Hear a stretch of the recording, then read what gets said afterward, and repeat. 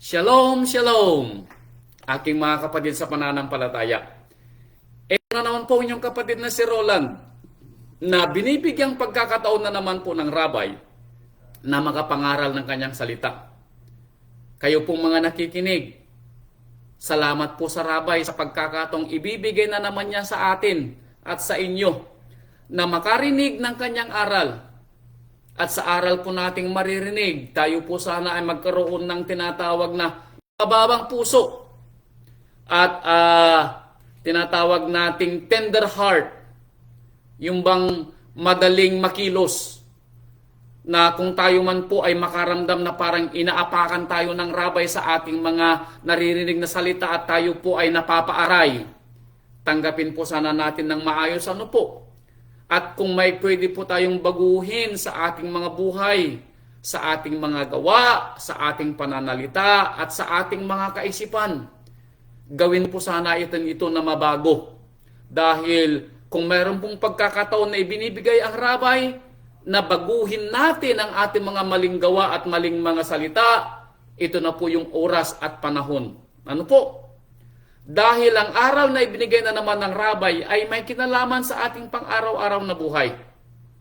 At kung kayo po ay nakahanda na sa ibibigay na aral ng rabay, ihanda po ninyo ang maikling lapis at papel dahil ito daw ay mas mabuti kaysa sa mahabang memorya.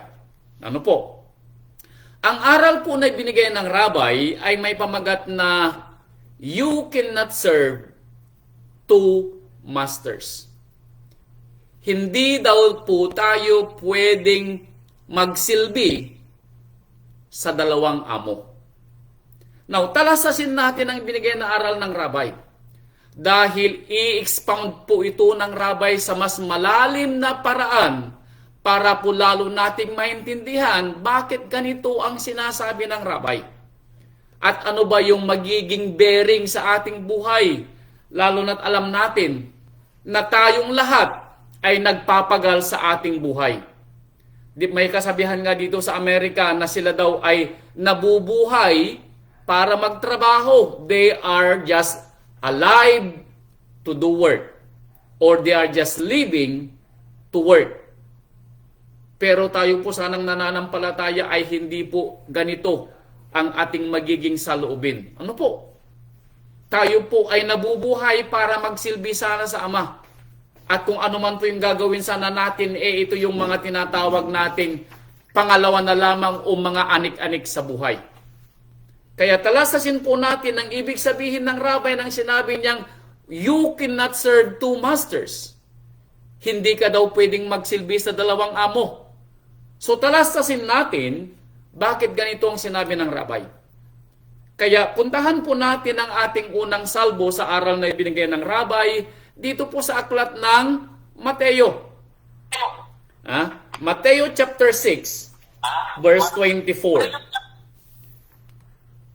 Dito po natin bibigyan ng diin ang sinabi ng rabay dahil ang salitang ating binigay na pamagat, ito po ay salita ng rabay.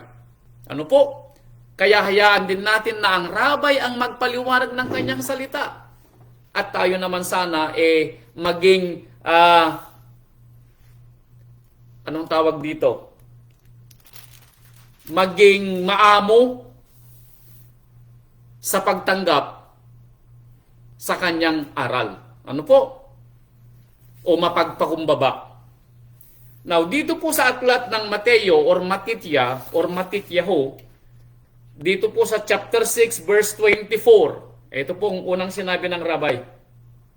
Kung kayo po ay may aklat na ESNY, ito po ay mababasa sa 1144 ng pahina ng ESNY. Ito po sabi niya sa verse 24, chapter 6. Sino may hindi makapaglilingkod sa dalawang amo? Ito na yung pamagat. Ano? Bakit? Sapagkat kapupuutan niya ang isa at iibigin ang ikalawa. So, the reason being daw na hindi tayo pwedeng magsilbi sa dalawang amo, iibigin natin ang isa, kamumuhian naman yung isa. Hindi mo sila pwedeng mahalin pareho na parehong pagmamahal. at hindi mo naman sila pwedeng kapuutan pareho dahil wala kang magiging amo. And then sinabi niya, o kaya'y magtatapat ka sa isa at pawawalang halaga ang ikalawa. Ito pa yung dahilan na isa. Magtatapat ka sa isa at pawawalang halaga mo yung pangalawa. Now, ang tanong, alin dito ang ama sa ating buhay at alin dito yung pangalawa? So, talasasin natin, ano po? Sabi niya, hindi kayo makapaglilingkod sa ama. Ito na yung sinasabi ng rabbi. Hindi daw tayo pwedeng maglingkod sa ama. And, ano yung katumbas? Na pinaglilingkuran natin sa ating buhay na ito? Ang kayamanan. So, itong dalawa pong amo na sinasabi ng rabbi, may kinalaman po sa ating pananampalataya at sa ating buhay araw-araw. Now, alin sa dalawa ang pipiliin mong amo? Yung nagbibigay sa iyo ng pagpapala o yung akala mo'y nagbibigay sa iyo ng pagkain mo sa iyong hapagkainan araw-araw at nagbibigay sa iyo ng tseke tuwing 15 at katapusan ng buwan? Now, ito po'y pangunawa natin. Ano po? Na sa ating pangunawa, ang trabaho po natin ang bumubuhay sa atin. Now, kung ito po yung pangunawa po ninyo, sana mabago ng rabay ang pangunawa na yan pagkatapos po na marinig natin ang aral ng rabay. Dahil ipapaunawa ng rabay na alin kaya dito ang susundin mo, kapatid, bilang iyong amo? Ang ama na siyang gumawa ng langit at lupa at ang nagbigay sa iyo ng buhay araw-araw, o ang iyong kasuotan, mga anik-anik sa buhay at yung mga nailimbag mo sa buhay na sinasabi mong pag-aari mo dito sa lupa? Alin dito ang gagawin mong amo? Or more, yung mga mas pinapahalagahan mo maliban doon sa amo na sinasabi natin na ito yung ama na siyang tinatawag nating Ama at Elohim. Talasasin po natin, ano po? Talasasin po natin. Now, dito sa aklat ng Lucas, eto po, talasasin na natin kung sino yung gusto nating maging amo. Dahil ang nagsalita po dito ay ang ating rabay, dadagdagan ng rabay ang kanyang sinabi dito sa aklat ng Lucas. Lucas chapter 11 verse 23. Ito. Lucas 11 verse 23. Ang hindi sumasa akin ay laban sa akin. Ouch. Now, ang rabay po nagsalita, ano po? Ang sabi ng rabay, ang hindi sumasa akin ay laban sa akin. Meaning, ang hindi ko kakampi, sabi ng rabay, ay aking kaaway. Now, sino ang maging kaaway ng rabay? Itataas niyo bang kamay niyo? Kung magtatanong ako, sino ang gustong maging kaaway ng rabay? Siguro naman po, wala, ano po? Dahil lahat tayo, sasabihin natin, gusto nating maging kakampi ng rabay. Tama po? At ang hindi nag-iimpok na kasama ko ay nagsasambulat. So yung mga hindi daw nagkikip ng mga salita ng Ama, sila yung mga nagsasambulat, meaning sila yung mga nagpapawalang halaga. Now, alin kaya sa ating mga nakakarinig ang tinasabing kasama ng ating rabay at hindi niya kaaway? Yung kapareho niyang nag-iimpok at gumaganap sa kalooban ng Ama, o yung mga nagpapawalang bahala? Talasasin po natin sa ating sarili, ano po? Kung sino sa atin. And then, dinagdagan ng rabay dito sa aklat ng John, eto pa, ang matindi na sinabi ng rabay, tungkol sa ating mga sinasabing tayo'y nananampalataya sa rabay, etong dinagdag niya. Yohanan chapter 13, verse 13, eto. John chapter 13, verse 13. Ito dinagdag ng rabay. Now, kung hindi pa tayo magigising sa pangatlong salita ng Rabbi, I pray na magising tayo dito sa pangatlo at hindi tayo tutulog-tulog. John chapter 13 verse 13. Itong sabi niya, tinatawag ninyo akong Rabbi at Amo, at mabuti ang inyong sinasabi sapagkat ako nga. Anong sabi ng ating Rabbi? Tinatawag niyo akong Amo at Rabbi. Mabuti ang sinasabi ninyo dahil ako nga, sabi ng Rabbi. Now, ang tanong, kung siya ang tatawagin nating Amo at Rabbi, siya ba ang ating ginagawang una at palagi nating iniisip sa ating pang-araw-araw na buhay? Now, siguro po wala sa atin yung mga nangamuhan, at nakaranas kung paano po mangamuhan. Now, kung hindi nyo naranasan kung paano mangamuhan, isipin nyo na lang na kayo ay nagtatrabaho sa inyong kumpanya. So, ang inyong mga boss, ang inyong mga amo, tama? Now, kung gusto nating mapanatili ang ating trabaho at posisyon sa ating kumpanya, kapag may sinabi ba yung ating boss o amo, ito ba'y ipagwawalang bahala natin? Or gagawin natin foremost sa lahat ng ating mga ginagawa? Pag may sinabi ba ang boss natin, ipagkikibit balikat ba natin? Or tayo ay magkukumahog na gawin ang sinabi ng ating mga boss? Dagdag ko pa. Yung katabi natin, baka may katabi tayo, at yun ang ating boss. Tabi-tabi po, ano po? Kapag ang katabi natin ay ang ating boss, at kapag may sinabi yung ating boss, hindi kaya tayo magkukumahog din na gumanap ng kanyang gusto kung siya yung ating boss? So ito po yung tinatanong ng ating Rabbi. Tinatawag nyo kung amo at Rabbi, tama kayo, ako nga ang amo ninyo at ang Rabbi. Pero ginagawa nyo ba ang aking ipinapagawa sa inyo? Parang yun ang idinugtong na katanungan ng ating Rabbi, na kung siya yung ating amo at boss, kung titignan natin ang ating buhay na ibinubuhay natin araw-araw, kung sinabi ng ating Rabbi, kung mahal nyo ako, anong sabi ng Rabbi? Gawin nyo ang aking mga utos. Kapag siya ang ating amo at siya ang ating boss, at sinabi ng Rabbi na gawin yung aking mga utos, reflect kaya natin sa ating mga sarili. Ginagawa ka ba? Ginagawa ba natin ang kanyang mga utos up to the extent mula sa pinakamaliit hanggang sa pinakamalaki? I-reflect po natin po. Dahil baka tatalsasin ng Rabbi ang kanyang mga salita sa susunod na mga talata, makikita natin at sa mga ehemplo na ginawa ng mga lingkod niya, matatalasas natin sa ating sarili na mayroon ba tayong karapatang magsilbi sa dalawang amo or kailangan lang tayong mamili kung sino ang ating magiging amo. Dahil pagkatapos po ng aral ng Rabbi, dapat po maging sigurado tayo kung sino ang tinatawag nating talagang amo.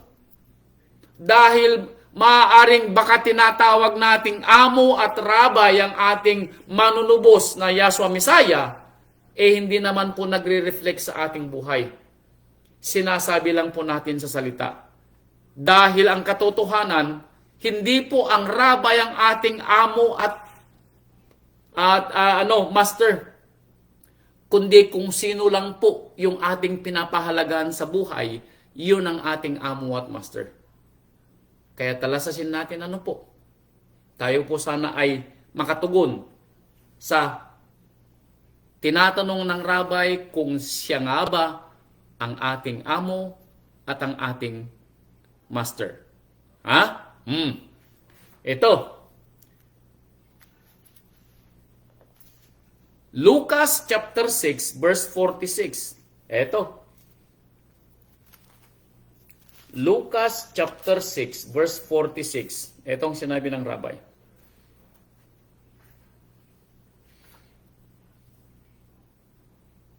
Bakit tinatawag ninyo ako na Rabbi, Rabbi, at di ninyo ginagawa ang mga bagay na aking sinasabi? Anong sabi niya? Tinatawag nyo akong Rabbi. Alam nyo, nang nangangaral ang ating Rabbi Yeshua, talagang straight shooter po siya. Marami kasi ang lumalapit sa kanya na tinatawag siyang Rabbi, pero nakikita ng Rabbi sa kanilang mga puso at sa kanilang mga gawa, malayo ang kanilang mga salita. Kaya sinasabi ng Rabbi, tinatawag niyo akong Rabbi, na ako nga ang inyong Rabbi, sabi ng ating manunubos. Pero bakit hindi ninyo ginagawa ang mga bagay na aking sinasabi? Para kay na tinatawag natin siyang Rabbi. Para kay na sinasabi natin siya ang ating manunubos. Tayo ba ay nagsasalita lamang sa ating mga bibig at walang mga gawa? Now, ang salita bang ito ay sumbat ng Rabbi nung panahon niya o hanggang sa panahon natin? Bakit? Dahil kasama tayo sa mga sinisermonan ng Rabbi ngayon, even though yung kanyang salita is almost 2,000 years ago. Tinatawag niyo kong Rabbi, sabi ng ating manunubos, pero hindi naman niyo sinasabi, hindi naman niyo ginagawa ang aking mga sinasalita. Now, the reason being, bagamat tayo ay nananampalataya, hindi tayo pareho ng tinatawag na saloobin sa ating Rabbi. Doon tayo nagkakatalo. Kaya hindi natin magawa ang ipinapagawa ng Rabbi dahil iba ang ating saloobin at yung saloobin ng ating Rabbi.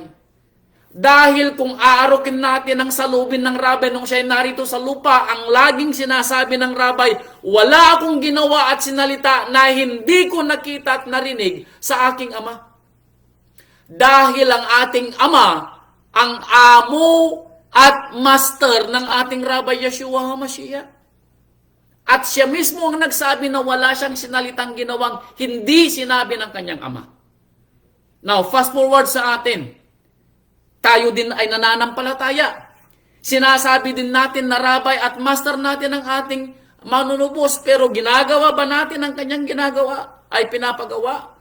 Yung saloobin ba niya ay saloobin din natin? Ito, ihemplo ko sa inyo. Kung tunay nga ba ng saloobin ng isang lingkod, isaloobin din ng sinasabing ating Rabbi manunubos. Ito, ihemplo ko sa inyo. Mateo chapter 4, verse 10. Not Mateo. Ito, sa Roma chapter 6, verse 16. Roma chapter 6, verse 16.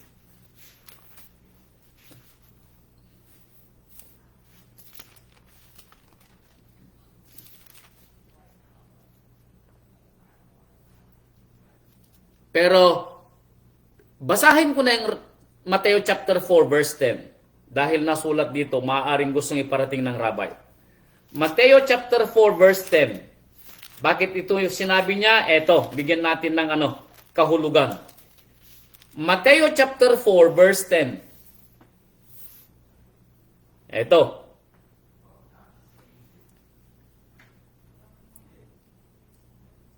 Itatas kong pagbasa, gawin kong 9 and 10.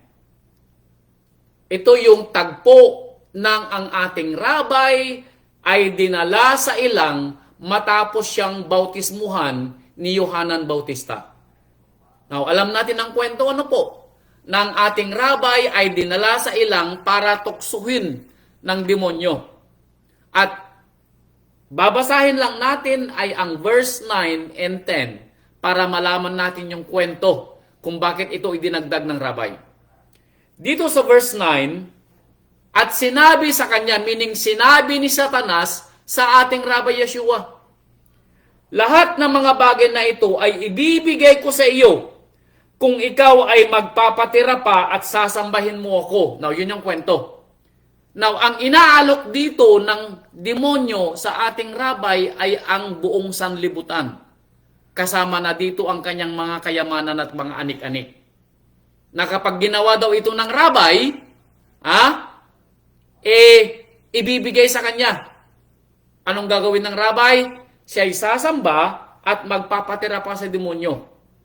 Pero anong sinabi ng rabay? Verse 10. Nang magkagayoy, sinabi sa kanya ni Yahshua, humayo ka, Satanas, sapagkat nasusulat, si Amang Yahweh mong Elohim sasamba ka, at siya lamang ang iyong paglilingkuran. Now, sino lang daw ba ang pwedeng gawing amo? Ang ating Amang nasa langit. Wala nang ibang paglilingkuran. First and foremost, ang ating Amang nasa langit. Now, that is period. Pero, kung tatalasasin natin, mga kapatid, kung ating ginagawa sa ating panahon, itanong sa atin sa ating mga sarili, totoo nga ba ng ating pinagsisilbihan na yung ating Amang nasa langit? Siya nga ba palagi ang lagi nating naaalala? Kapag araw ba ng pagsamba na sinabi ng ating Ama, na ito'y lagi nating alalahanin at ingilin bilang pag-alala sa Kanya, ginagawa kaya natin? Or masasabi natin, ouch?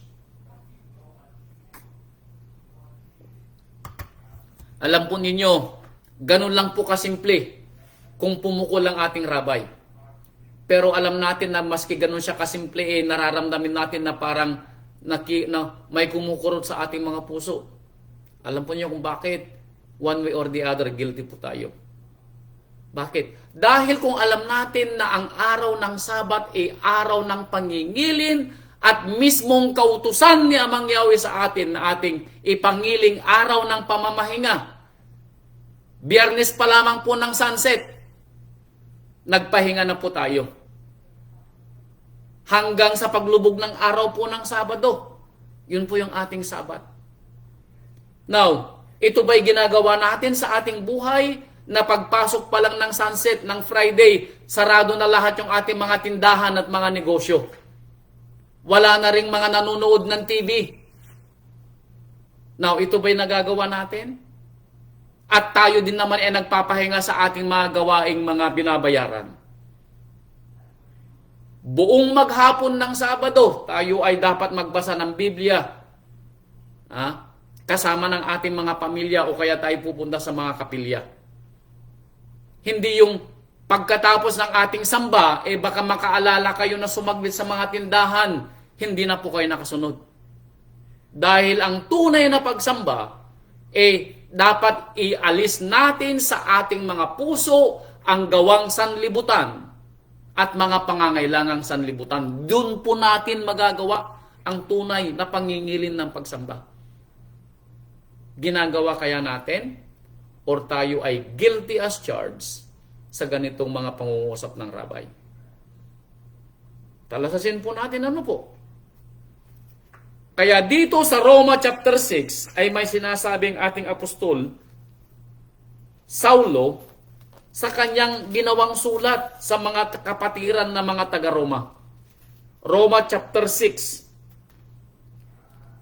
Simulan po natin sa verse 16. Ito po ang sinabi ni Apostol Saulo. Sa mga kapatiran na nananampalataya na dati ay hindi sumasampalataya sa ating rabay at sa ating ama. Ito po. Baka yung way of life nila, baka yung reflection sa atin dahil dati ay hindi naman tayo nananampalataya. Meaning mayroon pa tayong stigma ng buhay sa labas. Baka ito yung ating mga nagiging weakness sa pananampalataya at ito yung gumugugoy sa atin na balikan natin yung ating mga dating gawa. Dati-rati kapag Sabado-Linggo nagsha-shopping ka, dahil nananampalataya ka na, supposedly hindi ka na dapat lumabas pa ng bahay pag araw ng Sabado na ikaw ay naglilima yun. Pero dahil nakagawian mo na, binabalikan mo yung dati mong gawa. Abay kapatid ko, hindi ka na nakasunod sa sinasabi ng ating amo na ipangili ng araw ng kanyang pagsamba. Kaya sabi na Apostol Saulo sa kanyang mga aklat sa mga taga-Roma, chapter 6, verse 16, hindi ba ninyo nalalaman na kung kanino ninyo inihahandog ang inyong mga sarili na pinakaalipin upang tumalima, ay kayo'y mga alipin niyaong tinatalima? Now, ouch. Napakalalim po sinabi ni Saulo, ano po? Kung sino daw po, or anuman daw po yung ating sinusunod sa ating mga gawa at mga salita at ginagawa nating alipin ang ating sarili, then, sabi ni Saulo, yun ang iyong amo. Now, bibigyan ko ng ehemplo para mas maging maliwanag. Kung sa araw ng pagsamba, mas inuuna natin ang gawang sanlibutan kaysa ipangili ng araw ng pagsamba ng ating Ama, sino kaya dito ang ating tatawaging amo? Ang sanlibutan o ang ating Ama? Kapag pinili po natin ang sanlibutan, then namili po tayo. Ang sanlibutan ng ating amo, hindi ang ating Ama. Kapag araw ng mga piyesta o araw ng pagsamba, mag-iimbita ang iyong mga kaibigan, mga kamag-anak, handaan dito, handaan doon. Now, alin dito ang pipiliin mo, kapatid ko? Dahil one way or the other, pipiliin mo kung sino ang iyong amo. Ito ang sinasabi ni Saulo, kung sino yung ating ginagawang alipin ng ating mga sarili, yun daw yung ating mga nagiging amo. Dagdagan ko pa ng paliwanag po. Kung ginugugol natin ang ating buhay sa buhay na ito para masustusan ang pangangailangan ng ating mga mahal sa buhay, first and foremost, sino ang ating amo? Ang Ama o ang ating mga mahal sa buhay?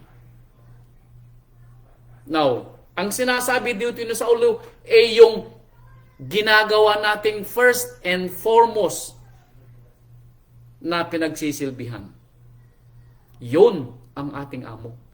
Dahil ang amo ay hindi pwedeng maging amo kung second choice lang siya sa buhay mo. Hindi mo siya amo. Ang amo mo ay yung una mong pinapahalagahan sa buhay mo. Then, that is your amo. So kung mas pinapahalagahan mo yung asawa mo kaysa sa pagsisilbong mo kay Amang Yahweh, hindi si Amang Yahweh ang amo natin, ang asawa mo. Kung ang iniisip mo ang kapakanan lamang ng mga anak mo dahil kaya ka nagpupumilit, maghanap buhay, and to the extent, pati araw ng pagsamba, kinakalimutan mo. Araw ng kanyang piyesta, ayaw mong mag-absent. Bakit? Nag-aalala ka sa sahod mo na hindi mo masasahod dahil mag-absent ka. At dahil ang iniisip mo, makakaipon ka, it's either para sa mga anak mo, sa pag-aaral nila, o may gusto kang bilhin sa buhay mo. Then, hindi si Amang Yahweh ang iyong amo. Hindi ang rabay ang iyong amo. Kundi kung sino man yung inuuna mo sa buhay mo, yun ang amo mo. Itong sinasabi ni Saulo.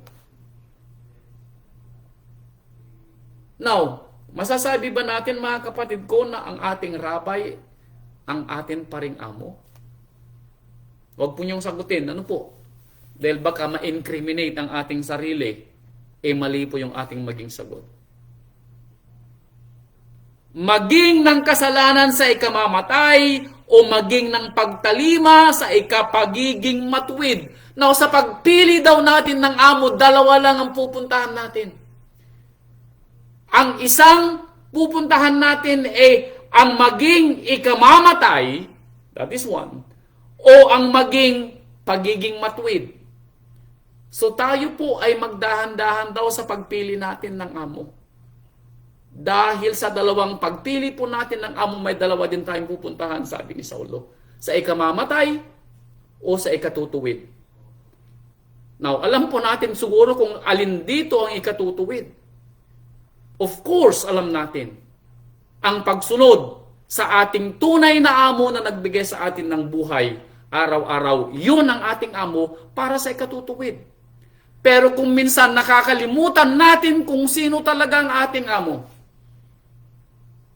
ang alam po niyo yung masakit na sinasabi natin bilang tao. Now, sinabi ko rin ito sa sarili ko noon. Pero every now and then, ipinapamukha ng Ama sa akin na mali yung aking pangunawa noon.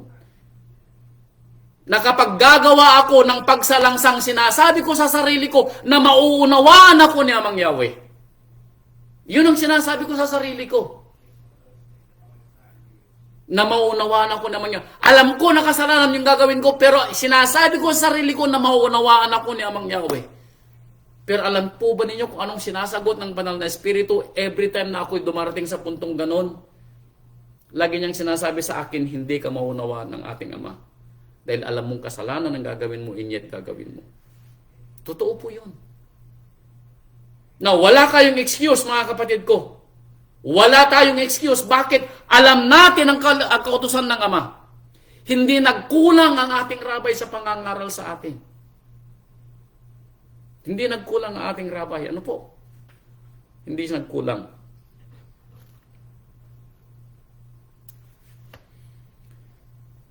Hindi nagkulang ang ating rabay. Ano po? Kaya sabi ni Saulo, verse 19, nagsasalita ako ayon sa kaugalian ng mga tao dahil sa karupukan ng inyong laman. Now, I'm talking, sabi ni Saulo, dahil sa ating karupukan bilang tao, totoo. Kaya nga wala tayong magagawang kabutihan kung wala sa atin ang banal na Espiritu ng Ama. That's why we are in struggle sa pagsunod sa kalooban ng Ama. Laging may nag-aaway sa ating kaisipan kung sino yung ating amo. Now, the reason being, may naglalaban sa kaisipan natin kung sino ang ating amo dahil hindi pa husto ang ating pangunawa kung alin talaga dito ang gusto nating maging amo. Kaya ipapaunawa ito ng rabay. Hoping at the end of the day, makapamili tayo ng tama. Na pagkatapos ng aral na ito, wala na tayong gagawing mga struggle sa puso natin. Kundi mamumutawi na sana sa ating mga puso ang hustong sagot sa ating mga katanungan every time we have a struggle sa ating espiritu. Kaya sabi ni Saulo, ako'y nagsasalita bilang kaugalian ng tao. Sapagkat kung paanong inyong inihandog ang inyong mga sangkap na katawan na pinakaalipin ng karumihan at ng lalong kasamaan, gayon din ihandog ninyo ngayon ang inyong mga sangkap na pinakaalipin ng katwiran sa ikababanal. Now you know, sabi ni Saulo. Kung dati-rati, ginagawa natin to, na ginagawa nating amo at ginagawa nating alipin ang ating sarili sa sanlibutan na siyang tinatawag nating amo. Now, sabi ni Saulo, gawin din ninyo ang ginagawa ninyo. Dati, sabi niya, pero baliktarin na ninyo ang inyong amo. Instead na ang sanlibutan ng inyong amo at ginagawa ninyong alipin ang inyong sarili na nagpapaalipin sa inyong among sanlibutan, sabi ni Saulo, baliktarin natin na gawin ninyong alipin ang inyong sarili para saan? Para sa ikababanal sa katwiran. Yun ang sinasabi ni Saulo. Now you know. Wala kang excuse. Bakit? Dahil nang tayo, dagdag ko sarili ko, nang tayo ay nanampalataya sa rabay. Ito ang nangyari. Verse 20. Sapagkat nang kayo ay mga alipin ng kasalanan, that was before, kayo'y laya tungkol sa katwiran. Now malaya na tayo sa kasalanan. Bakit?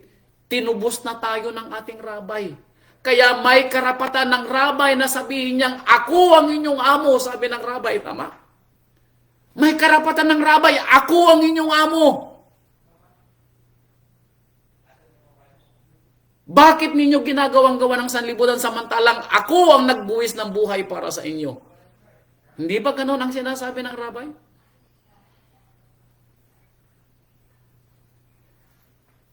Ano nga ang ibubunga ninyo sa panahong yaon sa mga bagay na ngayon ikinahihiya ninyo? Sapagkat ang wakas ng mga bagay na yaon ay kamatayan. Now you know, sabi ni Saulo.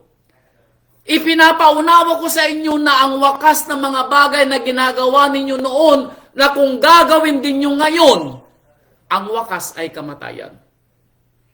Bakit pa rin natin ginagawa? That is the question.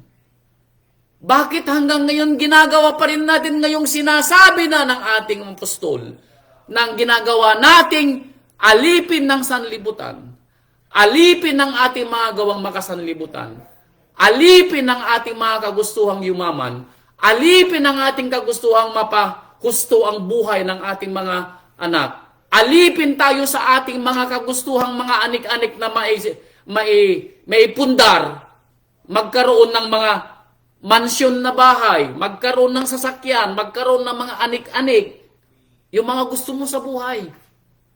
Yun ang ating pinagkakabalahan. Yun ang ating amo.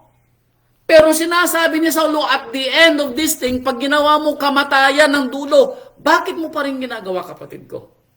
Idagdag ko sarili ko, bakit pa rin natin ginagawa?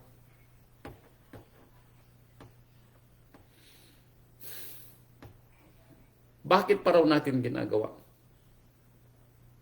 Ito pa. Santiago chapter 4 verse 4. Santiago chapter 4 verse 4. Ito. Ang sabi naman ni Santiago. Now, mas grabe kung magsalita si Santiago, itong sabi niya. Kayong mga mangangalonya. Sinong tinatawag niya mangangalonya? Yung mga taga sa labas? Hindi po. Ang sulat ni Santiago ay para sa mga Hudyo na nananampalataya. So, sino ang tinatawag ni Santiago na mga mangangalonya? Yung mga nasa labas na hindi nananampalataya? Hindi po. Yung mga nananampalataya sa asimbleyang sinasabi ni Saulo na mga mangangalonya. See? Kung matapang si Saulo na magsalita, mas matapang si Santiago. Ha? Kayong mga mangangalonya. Now, ibig bang sabihin lahat sila ay may mga asawang may asawa? Hindi. Pag sinabing mga mangangalonya, sila yung may amo maliban sa ama. Ito yung mga may amo na maliban sa ama. Ito yung may mga pinahahalagahan iba maliban kay Amang Yahweh. Ito yung mga may pinapahalagan o mas minamahal o mas binibigyang pabor kaya sa ating rabay. Sila yung tinatawag ni Saulo, ni Santiago ng mga mangangalonya. Pero tingnan ninyo, explicitly kung sinong sinabi ni Saulo ng mga mangangalonya. Hindi baga ninyo nalalaman na ang pakikipagkaibigan sa sanlibutan ay pakikipag-away sa Ama? Now, see? Naging specific siya, ano po? Ang mga mangangalonya daw ay ang mga nakikipagkaibigan sa sanlibutan at sa gawa ng sanlibutan. Now, sino sa atin ang kaibigan ng sanlibutan? Pag sinabing kaibigan ng sanlibutan, bawat tawag ng sanlibutan, tinataas natin ang ating mga kamay, tumatakbo pa tayo para pumunta. Bawat gusto ng sanlibutan, gusto din natin, tumatakbo pa tayo. Ikinukumpormiso natin ang ating pananampalataya dahil sa sanlibutan. Now, paano natin ikukumpormiso ang ating pananampalataya? Kapag ang nasasagasaan ay ang pananampalataya mo at ito'y isinasakripisyo mo dahil sa mga sanlibutan. Gawang sanlibutan, kaibigang sanlibutan, trabahong sanlibutan, ano pa? Anything na against sa iyong pananampalataya ay makasanlibutan. Pero ito'y inuuna mo, sabi ni Apostol Santiago, ang tawag sa ni Santiago, mangangalon niya. Bakit? Dahil meron kang ibang amo. Sino man ngang mag-ibig na maging kaibigan ng sanlibutan ay nagiging kaaway ng Ama. Ito na yung sinasabi ni Saulo, na ang sino mang maging kaibigan ng sanlibutan, ang dulo nito ay kamatayan. Totoo. Dahil kapag ginawa natin na maging amo ang sanlibutan, ginagawa nating kaaway ang Ama. Paano ka makikipag-away doon sa Elohim na magbibigay sa iyo ng buhay na walang hanggan? Dahil kapag nagalit sa iyo ang Elohim, hindi buhay na walang hanggan ang bibigyan niya sa iyo. Anong ibibigay niya? Yung kapalit o kabaliktaran ng buhay na walang hanggan. Pangalawang kamatayan sa dagat-dagatang apoy. Yun ang ibibigay sa atin ng ating Ama. Huwag naman sana. Ano po? Huwag naman sana. Ito pa. 1 John chapter 2 verse 15. 1 John chapter 2 verse 15. Ito, ang sabi ni Yohanan.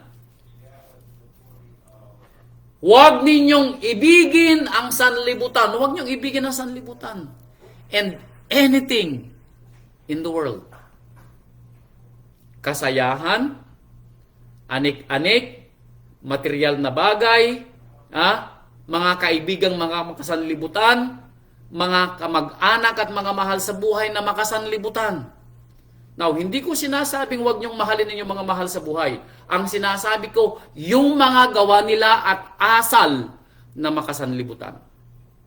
Yun ang sinasabi ko, Hindi ko sinasabing huwag niyo silang mahalin. Mahalin natin sila dahil sila din ay mga anak ng Ama na namatay ang rabay din sa kanila.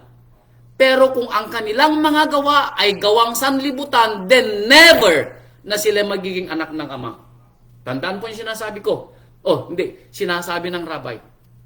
Now, ikumpara ko sa inyo ang ibig sabihin. Kung sila, ang inyong mga mahal sa buhay, ay patuloy na sumasamba sa rebulto, then hindi sila magiging anak ng Ama. Kahit kailan, hindi sila magiging anak ng ating Amang Yahweh kung sila'y magpapatuloy sa pagsamba sa kanilang mga rebulto. Yung kanilang pagdiriwang sa sanlibutan, hanggat ginagawa nila ito, never na sila'y magiging anak ng Ama dahil ito'y kinasusuklaman ng Ama sa kanilang mga gawa. So, ang sinasabi ng ating apostol ang sino mang umiibig sa sanlibutan ay kaaway ng Ama. So, ang ating mga mahal sa buhay na umiibig sa sanlibutan, kaaway sila ng Ama. Dahil yun ang nasusulat. So, anything na ginagawa nila na ayon sa sanlibutan ay kaaway ng Ama. Kaya itong sinasabi ng ating rabay na aral sa atin na ang lahat na mga nasa sanlibutan ay huwag nating ibigin. Ang mga bagay na nasa sanlibutan, dahil kung ang sino man ay umiibig sa sanlibutan, again, yung gawa ng sanlibutan, at yung mga gumagawa sa sanlibutan, ay dapat din nating iwasan, dahil kung hindi natin iiwasan, tayo ay mapapanutong katulad nila. At anong magiging katulad natin at the end? Ang sino mang umiibig sa sanlibutan ay wala sa kanya ang pag-ibig ng Ama. Totoo. Paano ninyo sasabihin na nasa kanilang pag-ibig ni Amang Yahweh samantalang sila ay nasa sanlibutan? Samantalang literal na sinasabi ng ating rabay at ng ating Ama, huwag ninyong ibigin ang sanlibutan. Huwag ninyong gawin ang gawang makasanlibutan. And yet, ginagawa nila. Now, kung gagawin natin, wala daw sa atin ang pag-ibig ng Ama. Bakit? Sapagkat ang lahat na nangasa sanlibutan, eto, ang masamang pita ng laman, ang masamang pita ng mga mata, at ang kapalaluan sa buhay. At itong tatlong ito, sabi ni Apostol Yohanan, ay hindi mula sa Ama, kundi sa sanlibutan. At sino ang kinikilalang Diyos ng sanlibutan? Si Satanas. So kung minamahal mo ang sanlibutan, ang iyong amo, kapatid ko, ay hindi si Amang Yahweh, kundi ang demonyo. Ha? Unang Korinto chapter 4 verse 4. Doon natin mababasa na ang Diyos ng sanlibutang ito ay ang dyablo. Basahin ko sa inyo. Baka sabihin yung gawa-gawa ko yung kwento. Eto.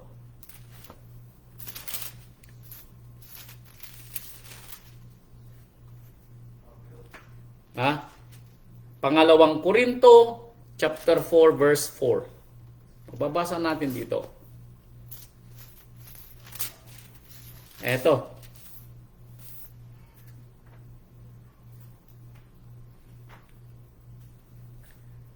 Na binulag ng Diyos ng sanlibutang ito ang mga pag-iisip ng mga hindi nagsisisampalataya.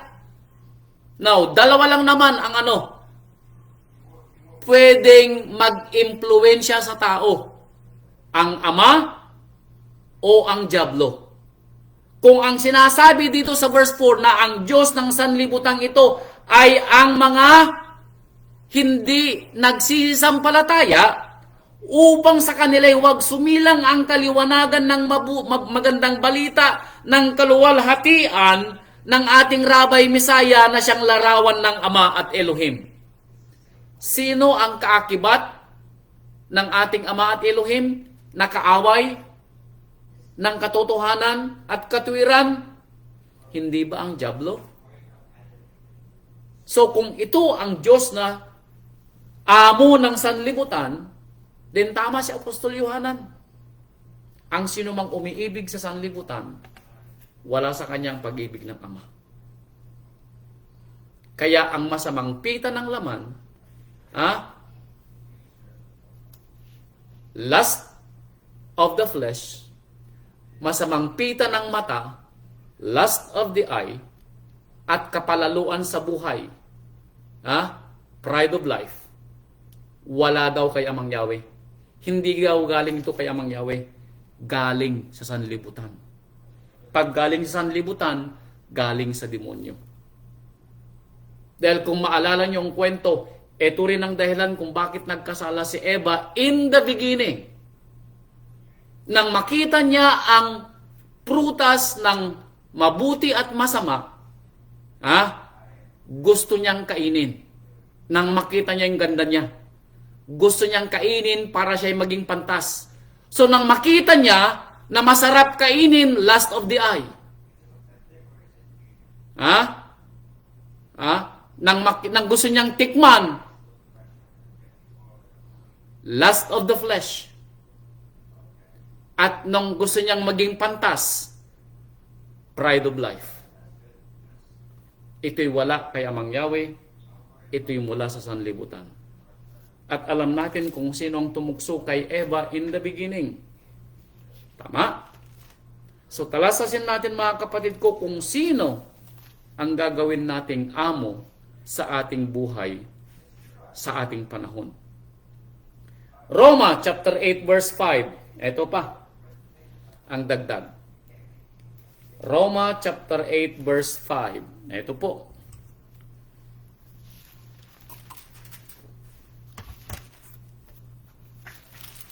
Roma chapter 8 verse 5. Ito ang sabi niya hanggang verse 8. Sapagkat ang mga ayon sa laman ay nangagsisitalima sa mga bagay ng laman. If we are in flesh, kung ang ating kaisipan ay makalaman, tayo ay alipin ng mga bagay ng laman. Meaning tayo ang alipin, ang ating amo ay ang mga bagay ng laman.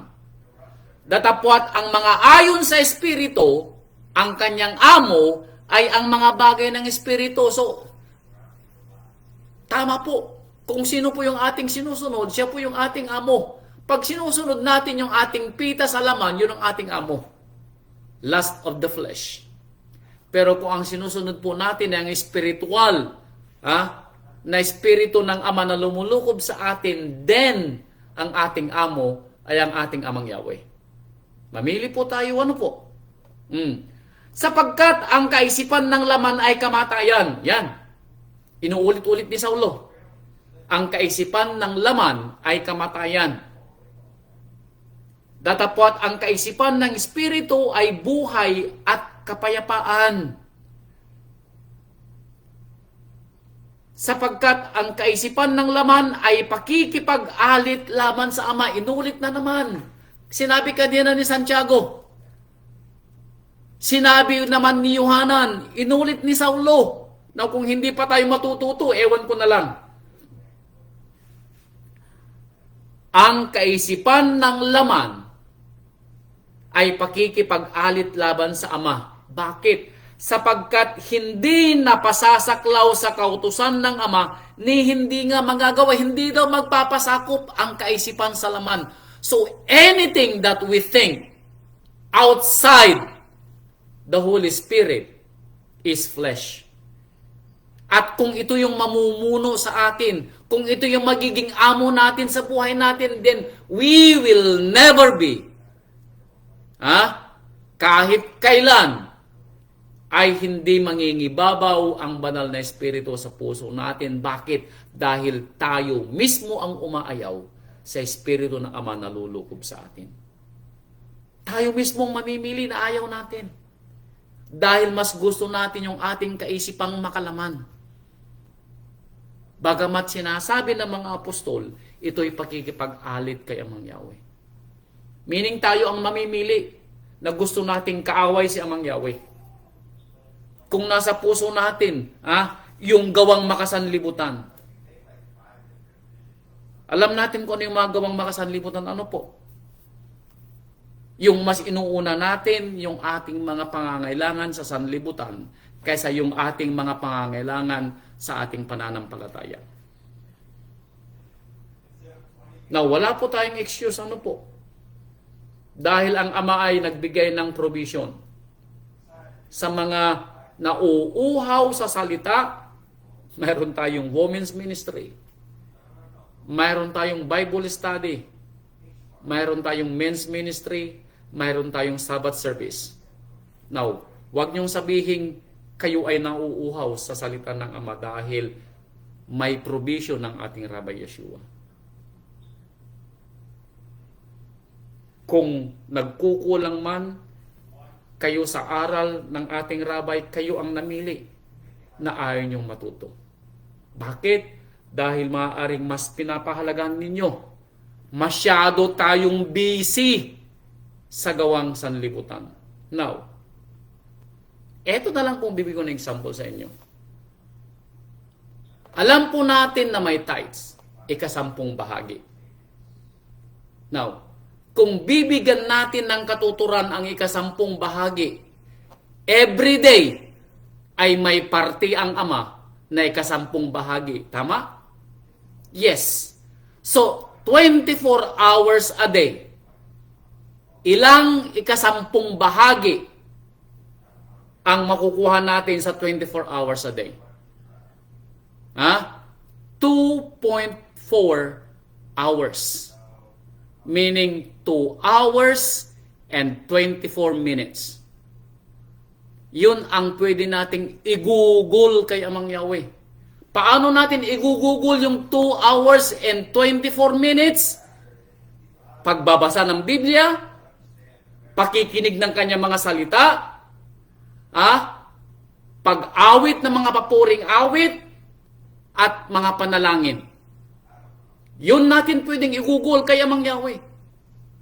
Ginagawa ba natin to sa ating mga sarili para maibigay natin yung para kay Amang Yahweh? Baka po lahat tayo ay magkaroon ng tinatawag na kakulangan sa 10% bahagi na hinihingi ng Ama sa atin. Tayo po ay masyadong busy sa ating mga gawain, to tell you honestly. Parang yung 8 oras sa paghahanap buhay ay kulang. Now, alam po nyo kung the reason being kung bakit kulang, dahil dumami din ang ating mga gastusin. The more na tayo naghahanap buhay, the more na dumarami ang ating gastusin. Dumarami yung ating mga anik-anik sa buhay.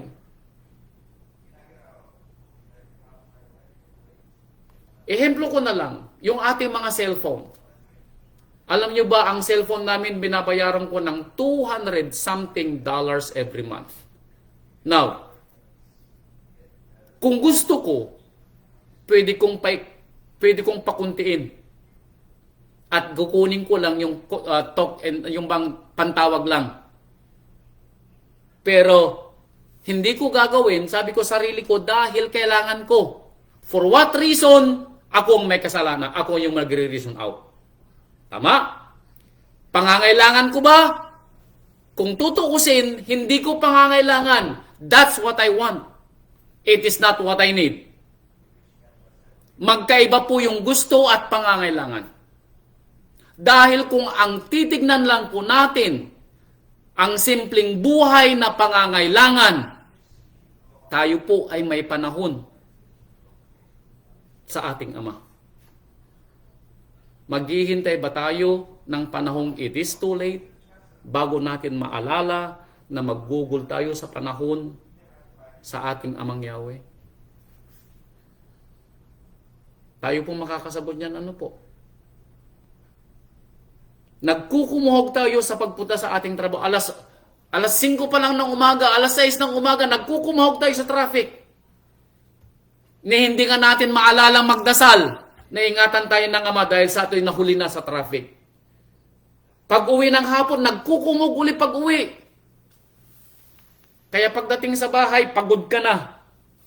Maya-maya, inaantok ka na. Women's ministry na pala, hindi ka na makapunta. Bakit? Pagod ka na. Late ka na. Marami kang gawain. Wala nang women's ministry. O kaya Bible study. Wala ka na rin. Bakit? Pagod ka na. Inaantok ka na. Wala ka ng lakas. Wala ka ng Bible study. After the whole week, ilang beses kang nakarinig sa salita ni Amang Yahweh? Baka minsan lang. Now, anong sabi ng ating rabbi? Hindi lang sa tinapay na bubuhay ang tao, kundi sa bawat salita ng Ama. Tama po yun. Now, alam nyo kung bakit sinabi yun ng rabbi? Dahil kailangan natin ng espiritong pagkain araw-araw. Subukan ninyo na wag makipag-usap kay Amang Yahweh once a day and you feel so dry, so weak, so tired. Huwag niyo pong gagawin sa buhay ninyo, mga kapatid ko. Maawa kayo sa buhay niyo. Dahil kung tatanong niyo po ako, mas masaya ang buhay pag kinakausap niyo si Amang Yahweh. Laging may pag-asa. Laging may saya. Huwag niyong hintayin ang panahon na umabot kayo sa 52 na panahon ko na ngayon ko naunawaan kung bakit ganito ang salita ni Amang Yahweh. Now you know, dahil pinapaliwanag ko sa inyo sa tulong ng ating rabbi. Hindi ang buhay na ito lamang tayo dapat magpakamatay. Dahil dapat nating, kung mamamatay man tayo, hindi dahil sa buhay na ito, kundi dahil sa pagsunod natin sa ating Ama, sa kanyang mga kautusan. That is the thing. Yun ang dapat nating gawin para sa ating Amo. Ano po? Hindi nagkukumuhog tayo sa ating trabaho dito sa lupa para lang sa mga bagay na hindi natin kailangan. Mga gusto lang natin yung mga bagay na pinagtatag. Aminin man natin o hindi sa ating buhay. Maging totoo tayo sa ating buhay kahit man lang minsan sa harap ng ating Ama. The reason being tayo napapagod sa ating mga sarili at napapagod ng ating mga pisikal na pangangatawan dahil sa kagustuhan nating makamtan yung mga gusto natin. Hindi yung mga pangangailangan natin. Sabi nga ni Apostol Santiago ba yun o si Apostol Pedro, kung tayo daw ay may makain, may damit, at may matutulugan, anong sabi ng ating mga apostol? Husto na. Pero hindi. Pinapahirapan natin ang ating sarili. I'm hoping and praying na buksan ng Rabay ang ating mga pangunawa na hindi tayo pwedeng magsilbi sa dalawang amo. Ano po? Sabi niya dito sa Lucas chapter 14 verse 26. Lucas chapter 14 verse 26.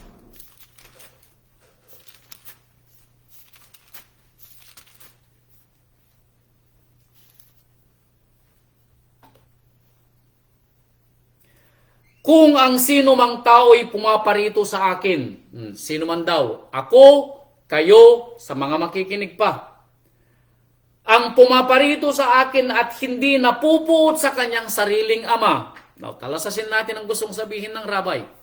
Ano po?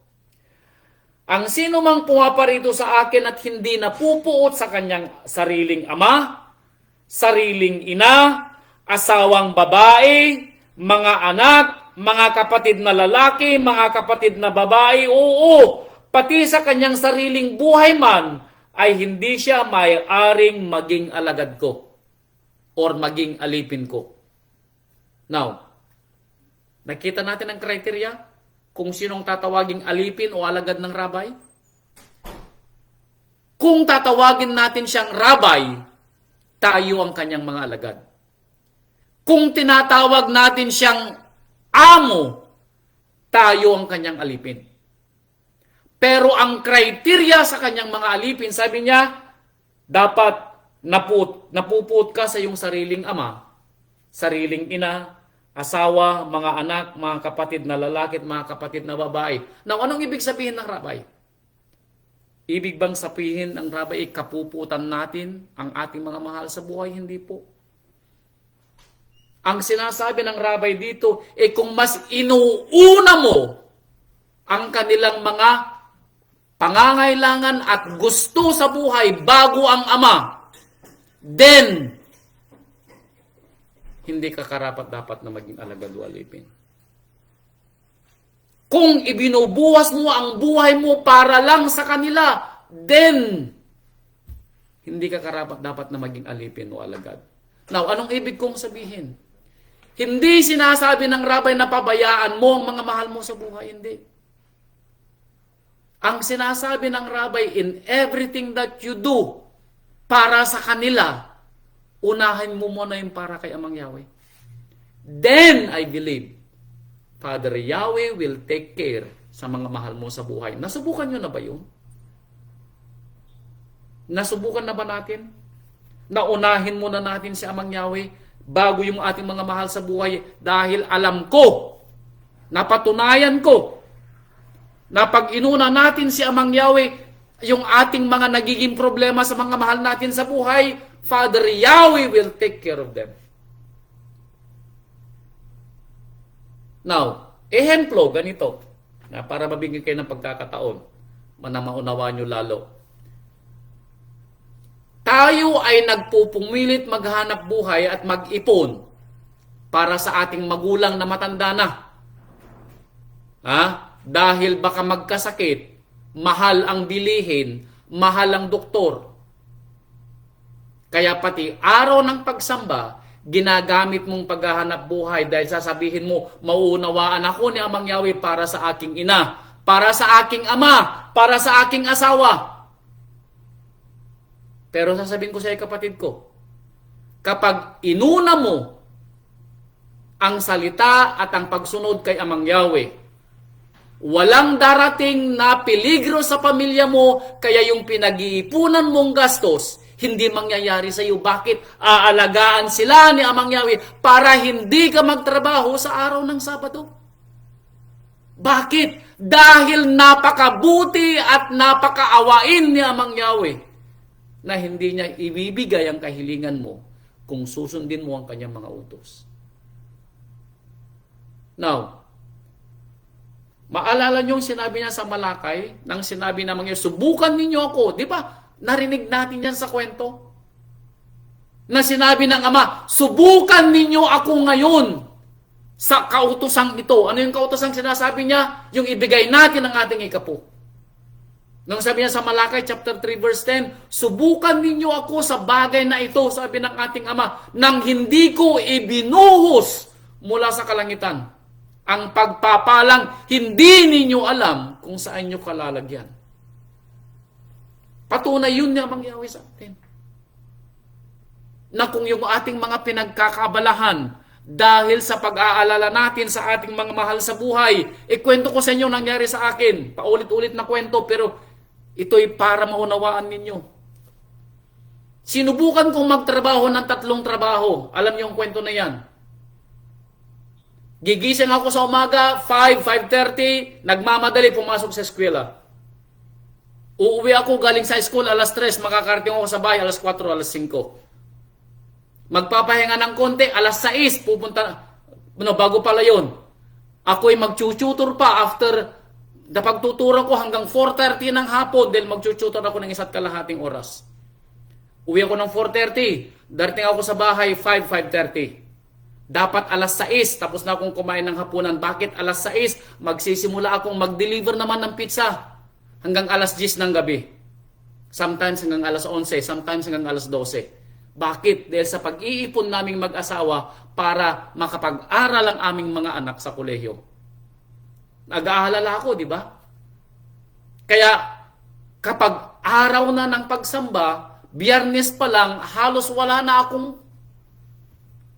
panahon. Maski gusto kong mag-aral noon ng pag-aaral ng Bible study, wala akong panahon. Bakit? Ginugugol ko sa paghahanap buhay para sa aking mga anak. Nung mapagod na ako, now, ito na yung dito ko na idinaing kay Amang Yahweh yung pagod ko at yung aking pag-aalala. Kaya sinabi ko, Amang Yahweh, sabi ko, ganito ang ipinapangako ko sa iyo. Pag-aralin mo lamang ang aking mga anak na libre. Then, sabi ko, magsisilbi ako at ang aking asawa sa iyo at gagawin ko yung aking magagawa para sa iyo, assembly. Ginawa ba ni Amang Yahweh? Yes. Pinag-aral niya ang aming mga anak ng libre. Full scholar. Wala kaming binayaran maski 5. Ngayon, nagtatrabaho ba akong 3 beses? No. May panahon na ako para makapangaral. May panahon na ako para mag-edit ng Biblia. May panahon na ako para matuto. Dahil inuuna ko na ngayon ang salita ng Ama kaysa sa aking gawain sa sanlibutan. Sinubukan nyo na ba si Amang Yahweh, mga kapatid ko? Baka hindi pa. Ano po? Hindi sinasabi ng ating rabbi na kapuutan natin ang ating mga mahal sa buhay, na iiwanan natin sila at pababayan. No. Ang sinasabi ng rabbi, unahin muna natin ang ating Ama at ang kanyang salita. Then, Father Yahweh will take care of them. Pero kung inuuna natin sila at nakakalimutan at sa ating pagkanap sa kanilang mga pangangailangan at mga anik-anik, makalimutan natin ang ating Ama, kapatid ko, hindi tayo karapat-dapat bilang alipin o alagad ng ating Rabbi Yeshua. Kaya sabi ni Joshua, sabi ni Josue, kilala niyo si Josue, di ba? Si Josue ay alagad ni Moses na siyang sumunod na naging hukom ng bayang Israel nung panahon niya. Josue chapter 24 verse 19. Ito sabi niya, Josue 24:19 and 20. At sinabi ni Josue o Yehoshua sa bayan, kayo'y hindi makapaglilingkod kay Amang Yahweh. See? Alam ni Josue. Bakit? Dahil nasusulat. Alam ni Josue.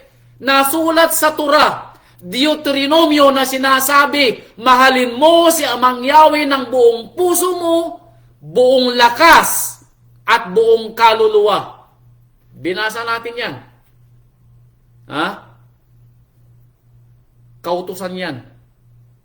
Unang utos, sabi nga, doon sa Mateo.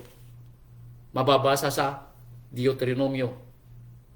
Kaya sabi ni Josue, dahil alam niya ang saloobin at puso ng bayang Israel na mapagsalangsang. Kaya sinabi niya, hindi niyo mapaglilingkuran si Amang Yahweh. Dahil si Amang Yahweh ay banal na Elohim. Siya'y mapanibughuing Ama. Hindi niya ipatatawad ang inyong mga pagsalangsang ni ang inyong mga kasalanan. Sabi ni Josue, hindi kayo patatawarin ni Amang Yahweh. Bakit? Kayo ay rebuilding bayan. Matigas ang ulo. Mapakyapid. Alam ni Josue na ganito ang bayang Israel. Kaya sinasabi ni Josue, hindi niyo mapaglilingkuran si Amang Yahweh. Lilipulin kayo ni Amang Yahweh, sabi pa ni Josue. Kaya mayroon siyang pasubali. Sinabi niya, nagagawin ito ni Amang Yahweh sa kanila. Kaya sinabi niya, kung inyong pababayaan si Amang Yahweh, yan na. Kung uunahin natin ang ating mga anik-anik bago si Amang Yahweh, lilipulin tayo ni Amang Yahweh.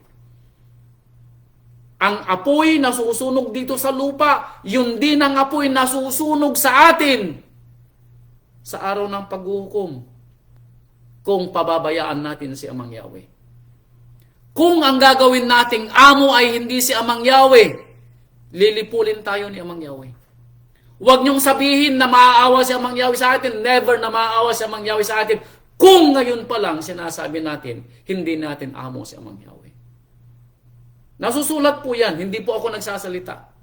Kaaway ka ng Ama kung hindi mo gagawin ang kanyang salooban, ang kanyang kautusan. Nung sabi ni Josue, hindi ipapatawad ni Amang Yahweh ang iyong mga pagsalangsang. Kung inyong pabayaan si Amang Yahweh, sabi niya, at maglingkod sa mga ribulto, hihiwalay nga siya at gagawan kayo ng masama at lilipulin kayo. Di ba sinabi ko? Nalilipulin tayo ni Amang Yahweh. Pagkatapos na kanyang magawan kayo ng mabuti, after na magawan niya kayo ng mabuti, and still pabayaan natin si Amang Yahweh, and still gawin nating amo ang sanlibutan o mas higit kaysa kay Amang Yahweh, nung sabi ni Josue, lilipulin tayo ni Amang Yahweh. Na wala kayong excuse. Tayo po'y hindi patatawarin ni Amang Yahweh sa ating pagsalangsang. Ano po? Dahil alam natin na kasalanan ng ating gagawin, and yet ginagawa natin. Wala tayong excuse. Ano po? Yung sinasabi natin, it is between me and Father Yah, nasa sa inyo po yun. Ano po? Nasa sa inyo po yun.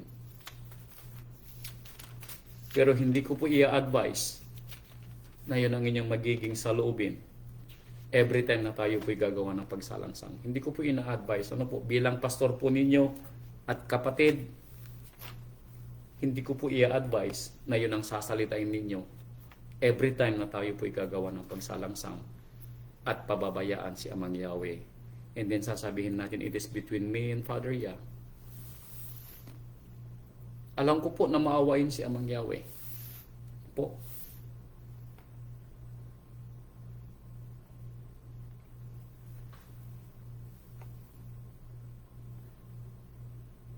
Subok na po natin na maawain si Amang Yahweh.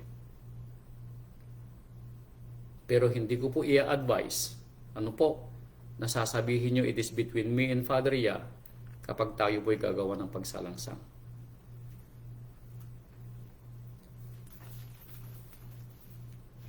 First King, chapter 18, verse 21.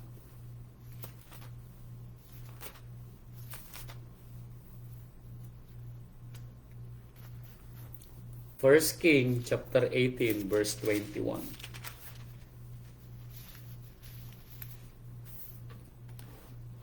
Ito'y panahon ni Elijah, ano po? Or Eliya. At si Eliya ay lumapit sa buong bayan at nagsabi, hanggang kailan kayo mag-aalinlangan sa dalawang isipan? How long? Sabi ni Eliya, na kayo ay mag-aalinlangan sa dalawang amo. Kung si Amang Yahweh ay Elohim, sumunod kayo sa kanya. Kung gusto niyong gawing amo si Amang Yahweh, gawin niyong amo. Gawin nating amo.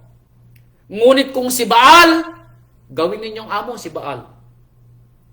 At ang bayan ay hindi sumagot sa kanya kahit isang salita. Ganito rin sa ating panahon, ano po? Kung itatanong ko kayo at tinatanong tayo ng ating rabbi, sino ang ating paglilingkuran at gagawing amo? Si Amang Yahweh o ang demonyo? Ang ating rabbi o yung ating mga anik-anik sa buhay?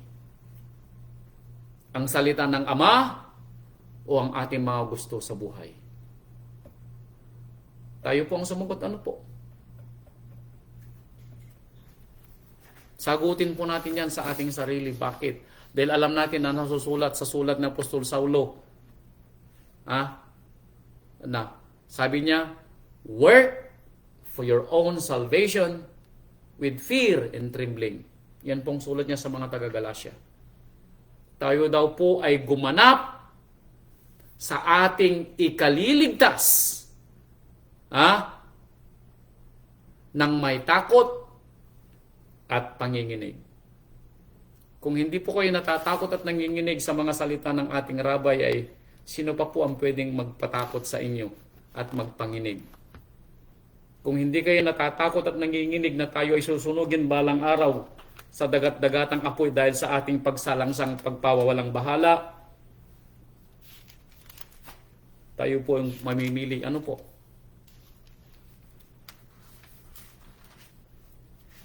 Pangalawang Hari, chapter 17, verse 33. 2 King, chapter 17, verse 33. Ito po ang ginawa ng mga Israelita nung panahon nila na kung hindi po natin napapansin, ganito rin ang ginagawa natin. Ano po? 2 King, chapter 17, verse 33. Ito po sabi niya. Ginawa ito ng bayang Israel. Pero kung hindi po natin napapansin, ganito rin ang ating ginagawa. 17 verse 33, pangalawang hari.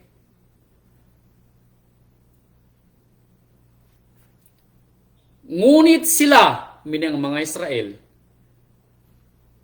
ay patuloy na nagsipaglingkod. Saan? Sa kanilang mga sariling mga imahe o Diyos. Ayon sa paraan ng mga bansa na kinadalhang bihag nila. Anong ginawa ng bayang Israel? Pinalitan nila si Amang Yahweh bilang kanilang Elohim at Ama ng mga ribultong nilarawan. Yun ang sinasabi kanina ni Apostol Santiago. Mga mapangalunya.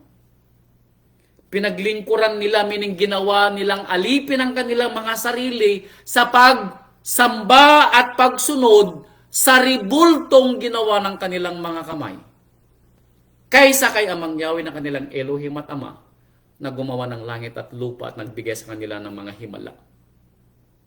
Now, hindi natin napapansin, ito rin ang ating ginagawa. Na kung minsan pinagsisilbihan natin ang ating mga trabaho at isinasakripisyo natin ang ating pananampalataya. Wala po tayong pinag-iba sa panahon ng Israelita. Ganon po kaseryoso ang ating ginagawang pagsalangsam. Nalalapit na naman ang piyesta ng Ama. Ano po? Obligasyon natin na ingilin at ipagdiwang ang kanyang piyesta. I pray na maalala niyong ipagdiwang ang kanyang piyesta. Ipagdiwang in the sense tayo ay magalak. Hindi tayo ay nagkukumahog sa ating mga trabaho maski panahon ng piyesta. 3 beses lang po tayo magpipiesta sa Ama na dapat may saya. Walang pagkukumahog. Walang aalalahanin. Hindi po ba kayo natutuwa na magdiwang kapag piyesta at makikita natin ang ating mga kapatiran na may saya at may ngiti sa labi? Or kayo or tayo ay magkukumahog maski araw ng piyesta dahil tayo ay busy sa ating mga trabaho? Tandaan mo kapatid ko, wala tayong pinag-iba sa mga Israelita ng talikuran nila si Amang Yahweh. Hanggang sa araw na ito, verse 34, up to this day, ito'y ginagawa nila ayon sa dating paraan nila. Sila'y hindi naglilingkod ng tama, kaya mangyawi, meaning may mali sa ating paglilingkod. Which is true. Sinasabi lang natin sa ating sarili na amo natin si Amang Yahweh. Sinasabi lang natin sa ating sarili na rabay natin at master ang ating Yeshua HaMashiach. Pero in truth, pero sa katotohanan at sa realidad, hindi ito nangyayari.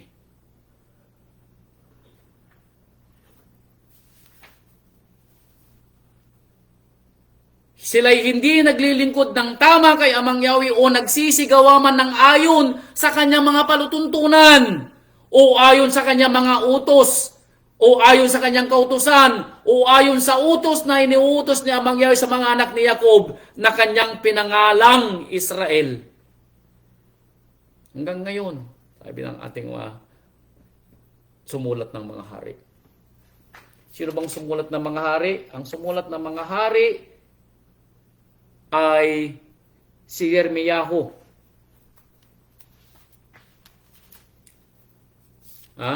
Si Jeremiah daw ang sumulat ng mga hari. Hanggang ngayon, sabi ni Jeremiah, maalala natin si Jeremiah, the weeping prophet. Yung panahon ni Jeremiah, panahon ng mga hari, panahon natin, pareho lang. Sa tingin natin ay pinaglilingkuran natin si Amang Yahweh pero kulang. Hindi daw tama, meaning may kulang. At alam natin na hindi tatanggapin ni Amang Yahweh ang pagsamba at pananampalatayang kulang. Dahil si Amang Yahweh ay perpekto. He is perfect and He is holy. Siya po ay banal. Kaya hindi po niya tatanggapin ang paimbabaw na pagsunod sa kanyang kautusan. Yun ang sinasabi natin. Paimbabaw na pagsunod sa kanyang kautusan. Naaalala lang natin, narinig ko na ito sa women's ministry, naaalala lang natin si Amang Yahweh kung tayo po ay nangangailangan. Kung tayo po ay may sakit, kung tayo po ay may bagabag, saka lang natin naalala si Amang Yahweh. Pero kapag tayo po ay masaya, may pera tayo sa bangko, hindi nga natin maalala na araw na pala na pagsamba. Ninawala nga sa oras natin, oras na pala ng women's ministry or men's ministry o kaya Bible study, bakit naging busy tayo sa trabaho natin? Sinasabi natin sa ating sarili, di bali, alam ko na yung pag-aaralan natin. I pray na alam po ninyo yung mga pinapag-aralan natin para sa ikatututo ng ating pananampalataya. Ano po? Now, kung wala man kayong panahon sa women's ministry, kung wala kayong panahon sa men's ministry, siguro naman may panahon kayo kahit ilang minuto lang sa buong maghapon o magdamag. Total, naka-video naman ito at naka-record. Bakit hindi nyo pakinggan kapag kayo ay nagbiyabiyahe sa trabaho ninyo? O kaya ay kayo nagdra-drive kung kayo may sasakyan? O kaya pag kayo matutulog na sa gabi, makarinig kayo ng salita ng Ama. Any course na pwede kayong makarinig sa salita ng Ama ay salamat sa ating rabay. Bakit? Kahit papaano nakikita ng rabay na pinagpipilitan ninyo na matuto sa kanyang salita. Yun po ang dapat makita sa atin. Ano po? Kayo ang magpursige na gusto nyong matuto sa salita ng Ama. Kayo ang magpursige na gusto nyong maganap ang salita ni Amang Yahweh. Dapat makita po ito ng ating Ama sa atin. Ano po? Para magalak po siya sa atin. Kaya itong sinabi na dagdag, 2 Kings chapter 17 verse 41. Itong dinagdag. Sa gayoy, ang mga bansang ito, meaning ang mga bayang Israel, ay natakot kay Amang Yahweh, nagsipaglingkod sa kanilang mga larawang inanyuan. Anong ginawa nila? Natakot nga kay Amang Yahweh, pero anong ginawa? Habang sila natatakot kay Amang Yahweh, sila naman ay sumasamba sa mga rebulto. Now, tama ba yun? Ibig sabihin sa ating panahon, Ginaganap natin ang kautusan ng Ama, pero minamahal din natin ang gawang sanlibutan. Anong ibig kong sabihin? Inaalala natin ang ating mga salita ng Ama na naririnig natin, pero kapag may mga panahon na gusto nating maranasan yung buhay sanlibutan, ginagawa din natin. Ito yung sinasabi natin na pamamangka sa dalawang ilog. Ito yung sinasabi ng rabbi na pagsisilbi sa dalawang amo. Pinagsisilbihan nila si Amang Yahweh at pinagsisilbihan na nila ang kanilang mga ribulto. Now, ito po ba ay pwede kay Amang Yano? Anong sabi ni Josue?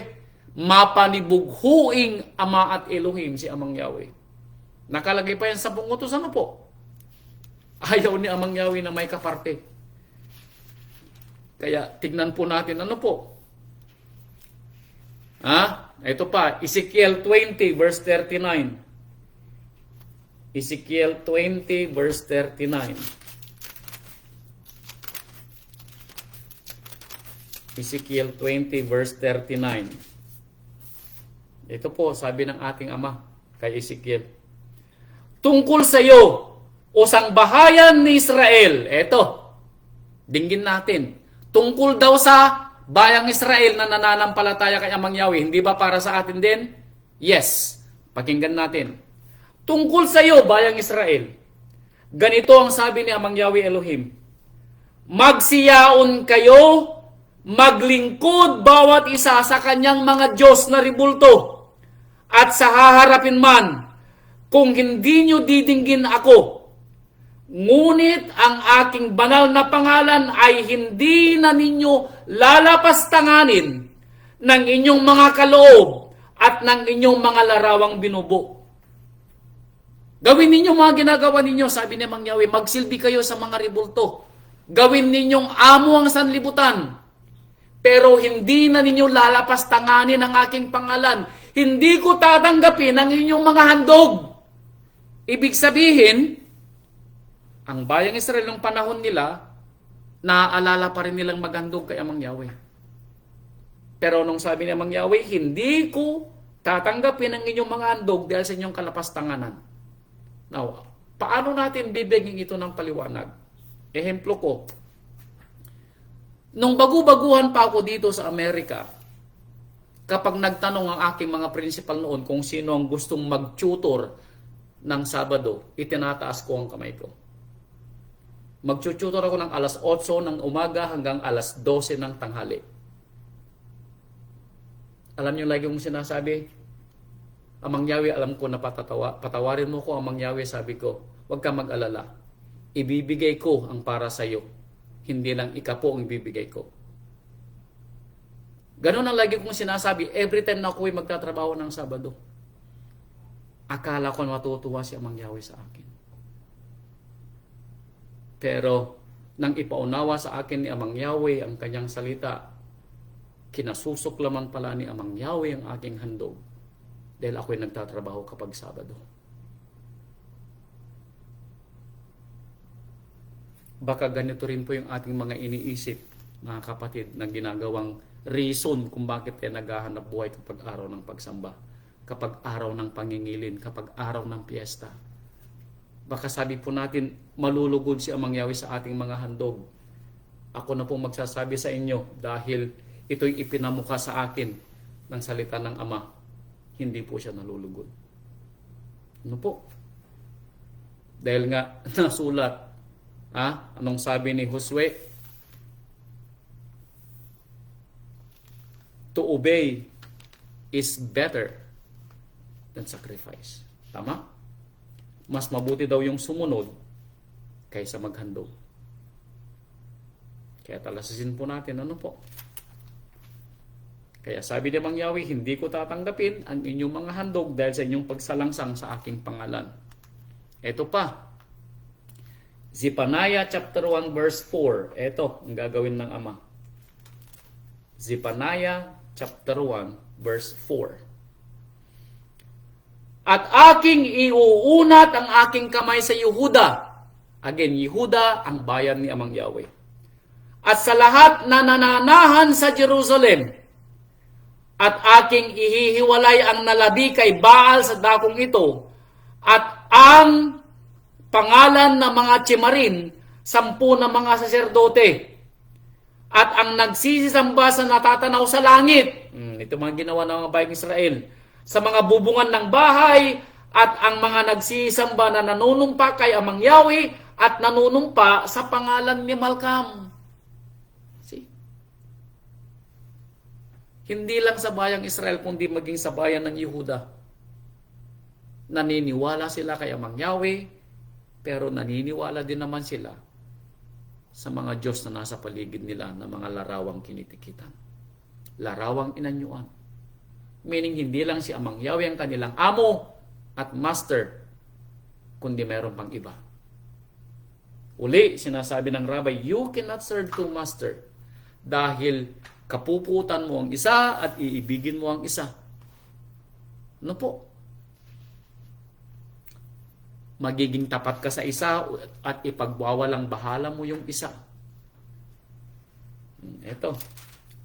Nagbigay si Saulo ng ehemplo ng isang kapatiran na nung una ay nananampalataya, pero in the end, tumalikod sa pananampalataya dahil tinalikuran si Amang Yahweh na kanyang amo at manunubos. Pangalawang Tesalonica chapter 4 verse 10. Ito, ehemplo ni Saulo.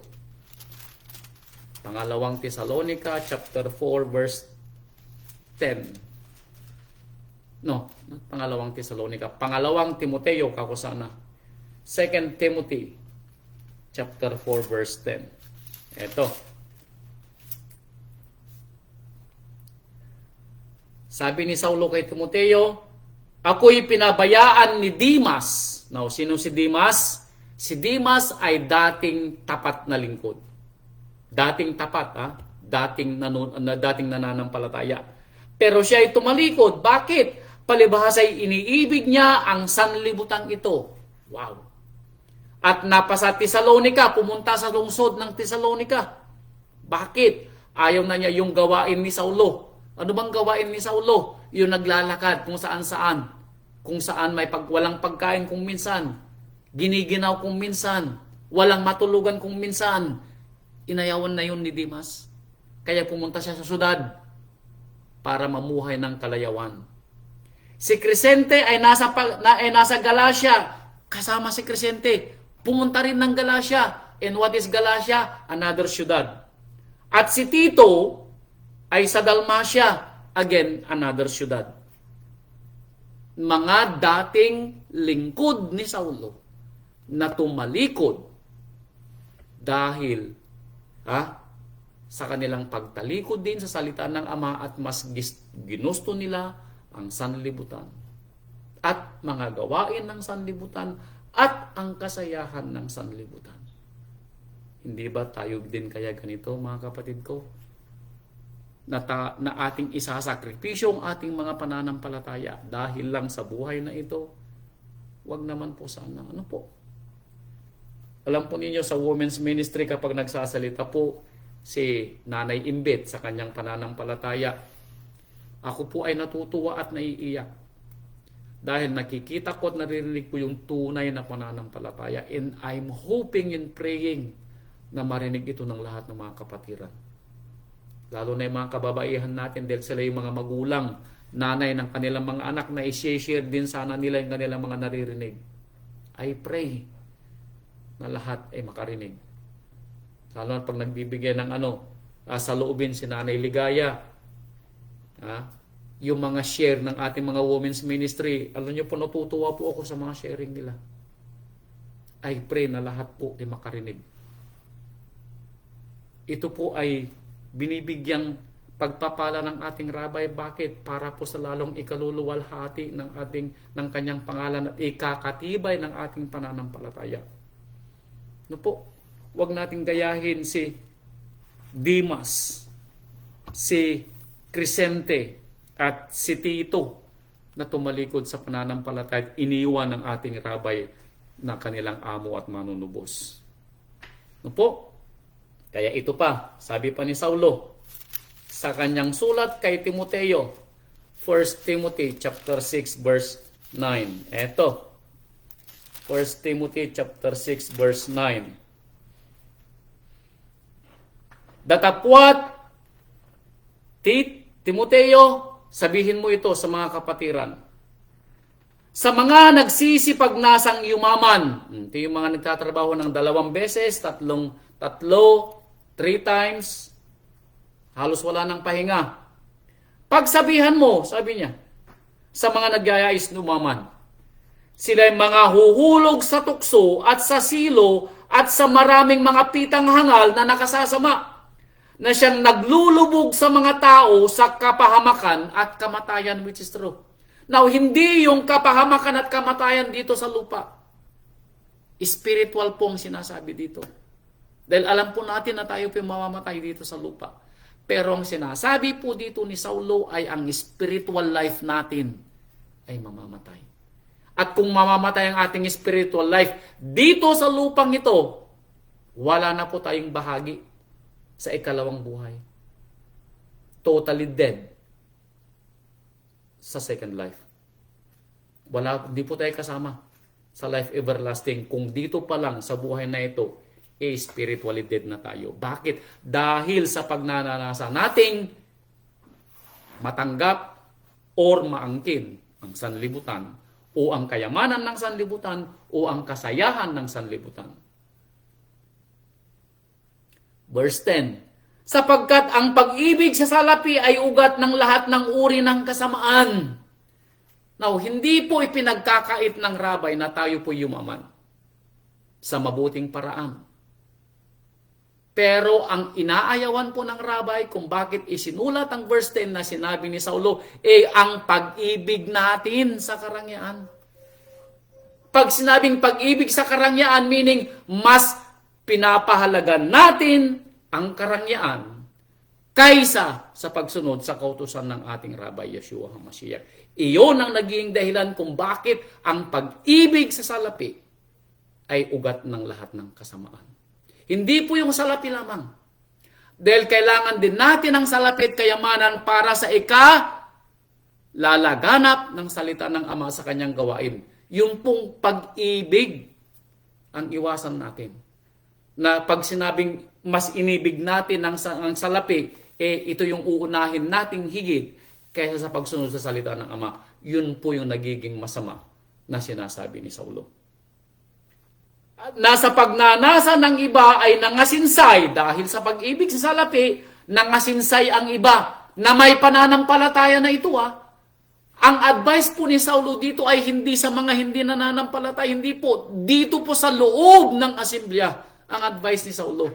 Kaya makinig kayo mga kapatid ko. Sa kagustuhan nating yumaman at sa pag-ibig ng salapi, nakakalimutan natin ang araw ng pagsamba. Nakakalimutan natin ang makinig sa women's ministry. Nakakalimutan natin makinig sa Bible study. Bakit? Wala ka ng panahon dahil inuubos mo ang oras mo sa paghahanap ng salapi. Yun ang sinasabi ni Saulo na nagiging sanhi na ugat ng kasalanan. Ugat ng kasamaan, should I say. Sa kagustuhan nating sa kagustuhan nating tumulong sa mga mahal natin sa buhay, tayo nagpapagal. Halos wala tayong pahinga. May bigay lang natin ang kanilang mga pangangailangan. Tandaan mo kapatid ko, walang makapagliligtas sa iyo sa buhay na ito maliban ang iyong pananampalataya sa ating Rabay at ang iyong gawa na sundin ang kalooban at kautusan ni Amang Yahweh. That will be it. May pagpatayo mo man ng gintong palasyo ang mahal mo sa buhay, hindi po yan sigurado na tatanggapin ka sa kalangitan na magiging bahagi mo sa kaharian ng Ama na bababa dito sa lupa. Makapagpagawa ka man ng anong tawag dito? Plake na ibibigay, anong tawag dito? Makapagpagawa ka man ng mansyon. May bigyan mo man ng maayos na buhay ang mga mahal mo sa buhay. Hindi yun criteria, mga kapatid ko, para tayo magkaroon ng buhay na walang hanggan.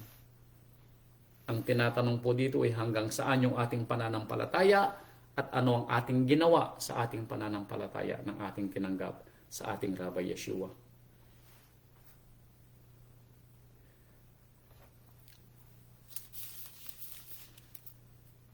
Verse 17, ang mayayaman sa sanlibutang ito, sa mga meron na, ay pagbilinan mo na huwag magsipagmataas ng pag-iisip. Huwag umasa sa mga kayamanang di nananatili, kundi sa Ama na siyang nagbibigay sa ating sagana ng lahat ng mga bagay upang ating ikagalak. Sino daw magbibigay sa atin ng galak? Hindi yung kayamanan, kundi si Amang Yahweh ang magbibigay sa atin ng galak. Kaya yung sinasabi ko po sa inyo kanina, kausapin natin si Amang Yahweh sa araw-araw. Matuto tayong manalangin, matuto tayong magpasalamat sa araw-araw para magkaroon tayo ng galak sa puso. Sinasabi ko sa inyo, napaka-stress ng magturo dito sa Amerika. Pero every time na ako'y may stress, inaalala ko si Amang Yahweh. Inaalala ko yung ating mga kapatiran. Alam po ninyo, nang tinawagan ko yung aking asawa kaninang alauna yata ng hapon para makabalita ako kung ano na nangyari kay Geraldine, kung sila na ba'y nakaalis na at naka-check out na sa doktor. Nung sinabi ng asawa ko na naka-check out na sila dahil binayaran ng insurance yung kanilang bill, ako po'y napaiyak. Sa tuwa, lumuhod po ako kay Amang Yahweh. Sabi ko, Amang Yahweh, salamat po dahil tinanggal mo yung alalahanin ni Geraldine. Ganito po ako nagpapasalamat kay Amang Yahweh, mga kapatid. Gusto kong maranasan ninyo kung paano tayo dapat magpasalamat kay Amang Yahweh. Napakabuti po ng Ama. Hindi po siya nagkukulang ng kanyang ibinibigay na aral. Lucas chapter 12 verse 15. Malapit na po, Lucas chapter 12 verse 15. Kunti na lang po. Lucas chapter 12 verse 15. Ito po, sabi pa niya. At sinabi pa sa kanila ng ating Rabbi Yeshua, mangagmasid kayo at kayo'y mangag-ingat sa lahat ng kasakiman. Bakit? Sapagkat ang buhay ng tao ay hindi sa kasaganaan ng mga bagay na tinatangkilik niya.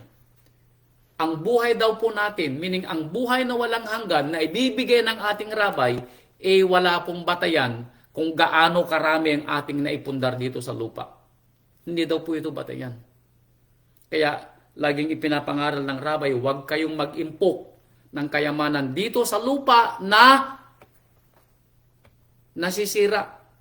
Sabi ng Rabbi, mag-impok kayo ng kayamanan sa kalangitan na dooy hindi nasisira. Meaning yung ating mga gawang mabubuti na ayon sa salita ng ating Amang Yahweh at ng ating Rabbi Yeshua HaMashiach. Bakit? Eto, sabi niya po Haring Solomon, mangangaral, Ecclesiastes chapter 5 verse 10. Eto, alam nyo, ito ang pakiramdam ng tao kapag siya naghahanap buhay ng salapi. Chapter 5 verse 10, mangangaral. Siyang umiibig sa pilak ay hindi masisiyahan sa pilak. Pag tayo daw po'y nagmahal sa salapi, hindi daw po tayo makukundinto kahit kailan. Everything is always not enough. Dahil pag kayo ay nasa daan pa lang ang pera ninyo, mangangarap kayo ng 1,000. Pag nakakuha na kayo ng 1,000, mangangarap na kayo ng 10,000.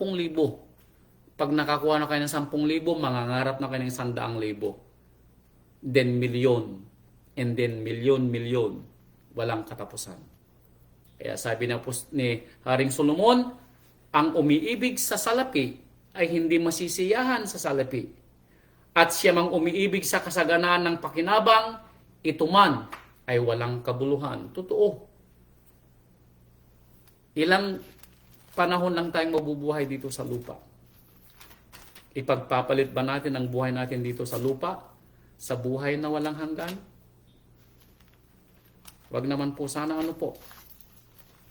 Kaya sabi ng ating Rabbi dito sa Mateo chapter 22 verse 37, ipapaalala niya uli sa atin yung binasa ni kapatid na Alex kanina. Mateo 22 verse 37, anong sabi niya? Ibigin mo si Amang Yahweh ng buong puso mo, ng buong kaluluwa mo, at ng buong pag-iisip mo. Yun po. Wala pong kasama si Amang Yahweh sa ating pagmamahal niya sa atin. At wala rin na siya dapat kasama. Wala siyang kasama sa pagmamahal natin sa Kanya na hinihigitan natin sa iba. And then, huling talata po nito. Yun po. Josue chapter 24 verse 15. Josue, huling talata na po ito. Ano po? Sinabi ni Josue, ipinaalala sa kanila, ipapaalala ko din sa inyo. Josue 24 verse 15. Sabi ni Josue, kung inaakala ninyong masama na maglingkod kay Amang Yahweh, kung inaakala daw natin na masamang gawing amo si Amang Yahweh, piliin ninyo sa araw na ito, choose you this day, sabi ni Yehoshua. Kung sino ang inyong paglilingkuran, kung sino ang gagawin ninyong amo. Ang mga imahe ng inyong mga magulang na pinaglingkuran ninyo sa dako roon ng ilog, o ang imahe ng mga Amoreo ng lupain nila ay inyong tinatahanan. Ang inyong mga kayamanan, ang inyong mga mahal sa buhay, ang inyong mga anik-anik, o ang sanlibutan, o ang inyong mga kayamanan, mga pinundar dito sa lupa, bahay, sasakyan, damit, anything na mas pinapahalaga ninyo maliban kay Amang Yahweh. Mamili kayo, sabi ng ating hukom na si Josue. Pero sabi ni Josue, pero sa ganang akin at ng aking sangbahayan ay maglilingkod kami kay Amang Yahweh. Anong sabi ni Josue? Pero ako at ang aking sangbahayan, si Amang Yahweh ang aming amo, at sa kanya kami maglilingkod. Hallelujah. Ganito rin po sana tayo mga kapatid, ano po? Na after na narinig natin ang kwento ng Rabay, after na pinatunayan ng Rabay na walang hihigit dapat kay Amang Yahweh sa ating pagtangi at pagsisilbi, after na ipakita ng Rabay at paunawa sa atin na kamatayan ang naghihintay sa atin kung tatalikuran natin si Amang Yahweh, after na ipaunawa sa atin ng Rabay na ang mga naghahanap ng ibang amo at naglilingkod sa ibang amo at nagiging alipin ng ibang amo maliban sa ating Amang Yahweh at sa ating Rabay Yeshua ay magiging kaaway ng Ama.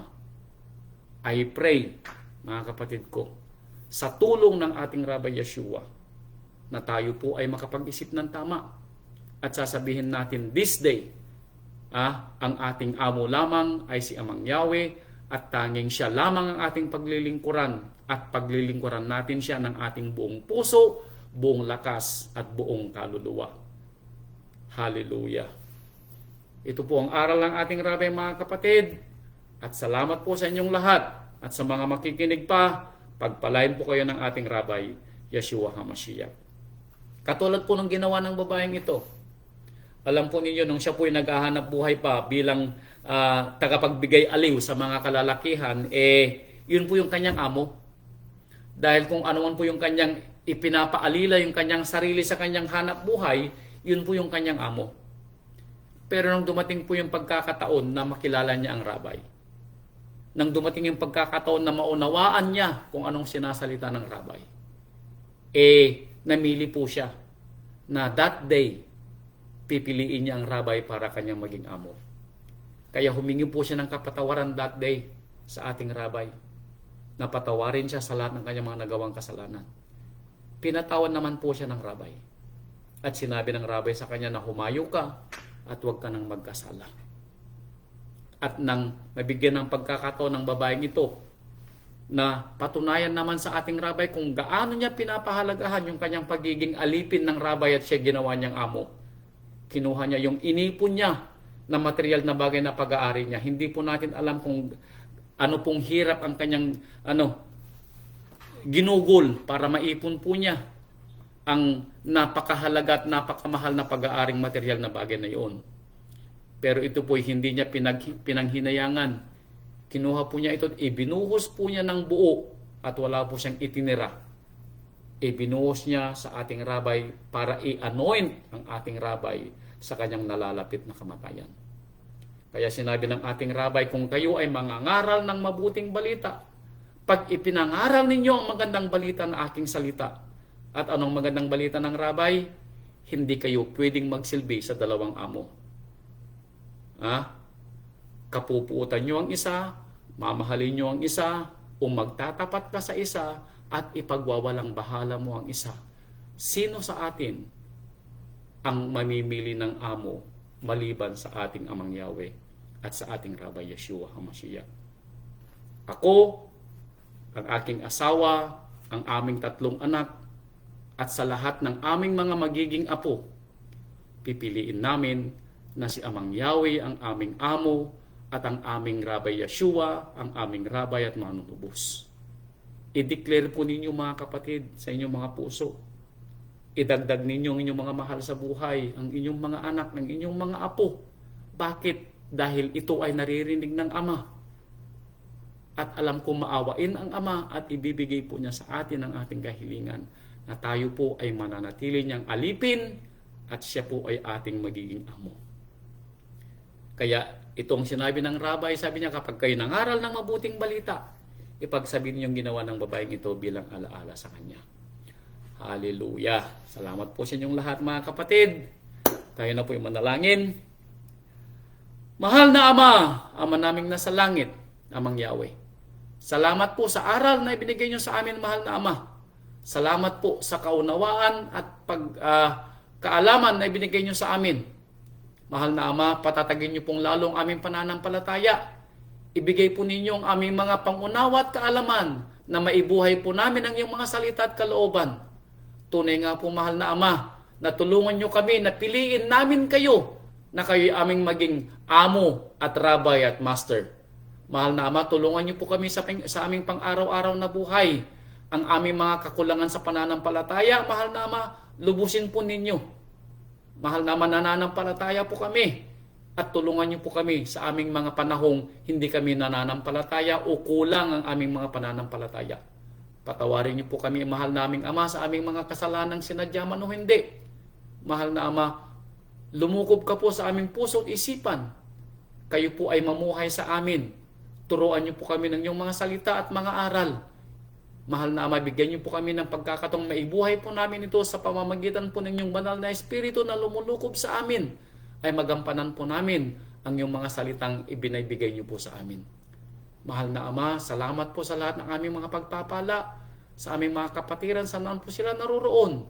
Inahahabilin po namin ang kanilang kagalingan, ang kanilang kalusugan, at ang kanilang buhay sa iyong mga kamay. At salamat po sa aming mga pag-iingat niyo sa amin. Salamat po, mahal na Ama, sa lahat ng aming mga pagpapala, pisikal, material at espiritual. Higit sa lahat, mahal na Ama, ang pinagpapasalamat namin ay ang aming mga pangalan ay nasusulat sa iyong aklat ng buhay. Salamat po sa aming masarap na pagtulong ngayong gabi dito sa bansang Amerika, mahal na Ama, at salamat sa maghapong paggabay ninyo at sa masarap na tanghalian sa aming mga kapatiran sa bansang Pilipinas. Mahal na Ama, salamat po ng napakarami sa lahat ng inyong mga ginawa at mga gagawin pa. Ito po ang aming pinagpapasalamat, mahal na Ama, at aming ipinababatid po sa inyo sa matamis na pangalan ng aming dakila at nag-iisang tagapagligtas, ang aming Rabay at ang aming Master, Yeshua HaMashiach. Hallelujah! Hallelujah mga kapatid! Salamat po sa inyo! Maganda